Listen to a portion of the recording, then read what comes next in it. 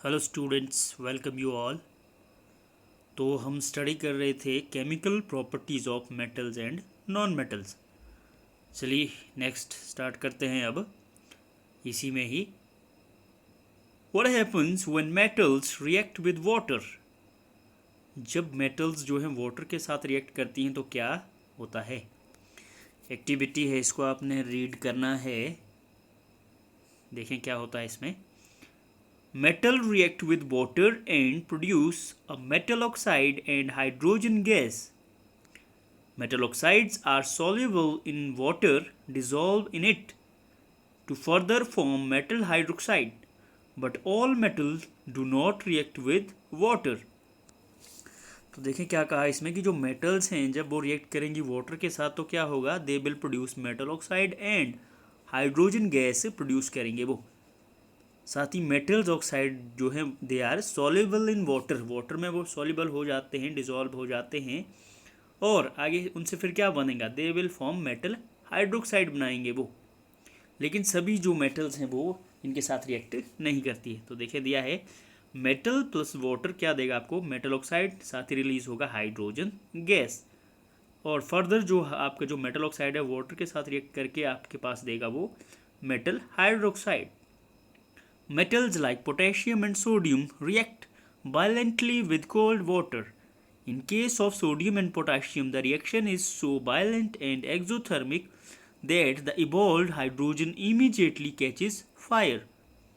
ये आप previous classes में भी पढ़ चुके हैं कि जो मेटल आपके हैं पोटेशियम और हाइड्रोजन, पोटेशियम और सोडियम, वो क्या है, बहुत ज़्यादा रिएक्टिव है, इजीली रिएक्ट करते हैं वो कोल्ड वाटर के साथ। इसीलिए क्या किया जाता है उनको, हमने पढ़ा था कि they are stored in kerosene oils. अब उसमें क्या होगा उस रिएक्शन में, देखिए अगर ये रिएक्ट करते हैं वाटर के साथ तो वो वायलेंटली होगा, बहुत लार्ज स्केल पे वो रिएक्शन होगा। और ये एक्जोथर्मिक रिएक्शन है तो लार्ज अमाउंट ऑफ हीट क्या इसमें रिलीज होगी और एकदम से आग भी लग सकती है।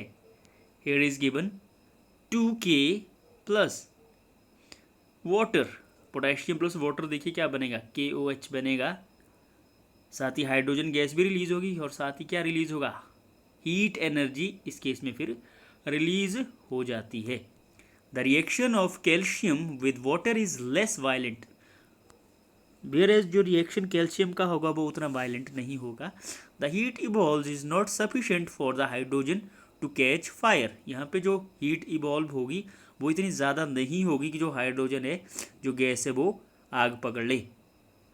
फॉर एग्जाम्पल देखें दिया है नीचे reaction H2 gas, calcium starts floating because the bubbles of hydrogen gas formed stick to the surface of the metal. वहाँ पे क्या होगा, अब देखिए जो कैल्शियम है वो फ्लोट करना स्टार्ट करेगी। ऐसा क्यों हो रहा, क्योंकि जो बबल्स थे हाइड्रोजन गैस के वो क्या कर जाएंगे, form stick to the surface, metal के सरफेस के साथ वो चिपक जाएंगे। Next, magnesium does not react with cold water, it reacts with hot water to form magnesium hydroxide and hydrogen. ये hot water के साथ रिएक्ट करेगा। It also start floating due to the bubbles of hydrogen gas sticking to its surface. ये भी same होगा इसमें कि ये भी फ्लोट करेगा। Next, metals like aluminium, iron and zinc do not react with either with cold or hot water, but they react with the steam to form metal oxide and hydrogen. देखिए ये ना तो ये जो मेटल्स है नीचे दिया आपके पास, ना ये इनके साथ जो हॉट वाटर है ना ये कोल्ड वाटर के साथ रिएक्ट करेंगी, ये करेंगी स्टीम के साथ रिएक्ट करेंगी ये, और फिर बनेगा इसमें मेटल ऑक्साइड और हाइड्रोजन। यहाँ पे दिया है देखें आपके पास। Next, metal such as lead, copper, silver and gold do not react with water at all, ये चीज़ें तो रिएक्ट नहीं करती हैं। Next, What happens when metals react with acids? अब देखें कि एसिड के साथ जब रिएक्शन होगा तब क्या होगा। You have already learned that metal react with acid to give a salt and hydrogen. ये आप पहले ही पढ़ चुके हैं प्रीवियस क्लासेस में भी, छोटी क्लासेस में। What do all metals react in the same manner? Let us find out. लेकिन क्या सभी जो मेटल्स है वो इसी तरह से रिएक्ट करेंगी? So let us find out. Activity है, इसको आपने रीड करना है। Write the equation for the reactions of magnesium, aluminium, zinc and iron with the dilute hydrochloric acid. Hydrogen gas is not evolved when a metal react with nitric acid, hydrogen gas evolve नहीं होगी जब nitric acid के साथ जो metal है react करेगी। It is because HNO3 is a strong oxidising agent है ये। It oxidises the H2 gas produced to water and itself gets reduced to any of the nitrogen oxide होगा। फिर इसमें it oxidizes the hydrogen, H2 को ये oxidise करेगी और क्या बनेगा, फिर वाटर बनेगा और अपने आप में ये क्या रिड्यूस होकर क्या निकालेगी, खुद से क्या निकलेगा, इससे नाइट्रोजन के ऑक्साइड्स निकलेंगे, ये देखें। But magnesium and manganese react with very dilute HNO3 to produce H2 gas. लेकिन जो आपका जो मैग्नीशियम है और जो मैग्नीज है ये क्या करेंगे, HNO3 के साथ रिएक्ट करके हाइड्रोजन गैस को इवॉल्व करते हैं।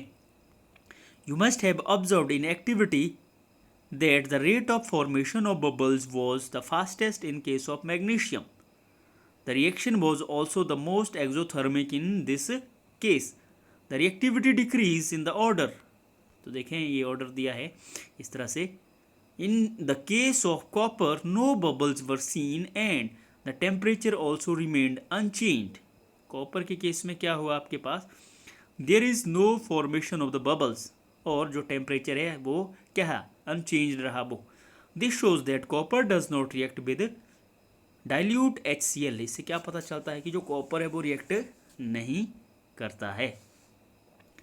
Next is, do you know aqua regia, Latin for royal water भी कहते हैं, is a freshly prepared mixture of concentrated HCl hydrochloric acid and concentrated nitric acid in the ratio of 3:1। ये aqua regia आपने याद रखना है, क्या बोल रहा है ये देखिए, मिक्सचर है ये किस किस का, कॉन्सेंट्रेटेड हाइड्रोक्लोरिक HCl और HNO3, इन दोनों एसिड्स का रेशो होगा 3:1। It can dissolve gold even though neither of these acids can do so alone. ये देखिए क्या कर सकता है, it can dissolve gold, gold को जो ये डिजॉल्व कर सकता है, घुल सकता है इसमें gold, even though neither of these acid can do so alone. लेकिन एलोन जो है अकेले में जो आपका HCl और HNO3 इंडिविजुअली जो है ये इसको गोल्ड को पिघला नहीं सकते हैं, लेकिन जब इनका मिक्सचर होगा जो ये एक्वारिजिया, ये गोल्ड को पिघला सकता है। एक्वारिजिया इज हाईली कोरोसिव है ये, fuming liquid. It is one of the few reagents that is able to dissolve gold and platinum. Gold और प्लेटिनम को ये डिजॉल्व कर सकता है। Next is, how do metals react with solution of other metal salt. जो दूसरे जो metal salt है उनके साथ जो है मेटल्स कैसे रिएक्ट करती हैं।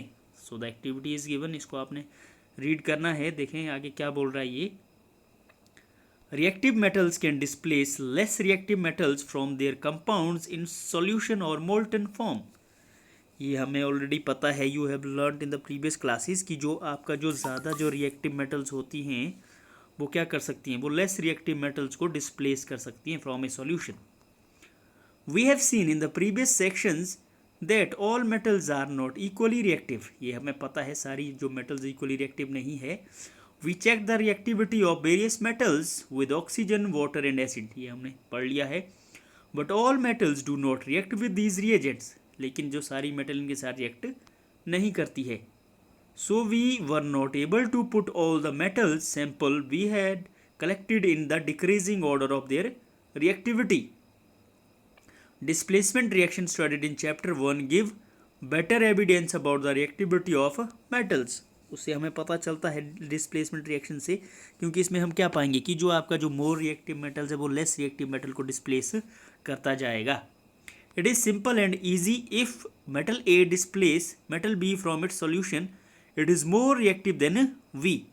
सिंपल सी बात कहिए, देखिए कि क्या बोल रहा है कि अगर सॉल्यूशन से क्या आपका मेटल A जो है B को डिस्प्लेस कर रहा है सॉल्यूशन से, तो इसका मतलब क्या है कि वो ज़्यादा रिएक्टिव है B से। देखें metal A salt solution of B, salt solution of A metal B।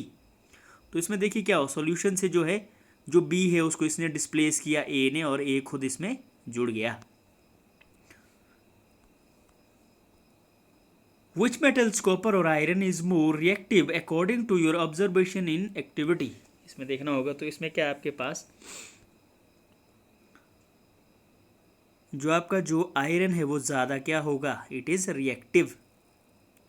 इसलिए क्या करेगा, वो कॉपर को वो डिस्प्लेस कर सकता है, क्योंकि आयरन की रिएक्टिविटी जो है वो कॉपर से ज़्यादा है।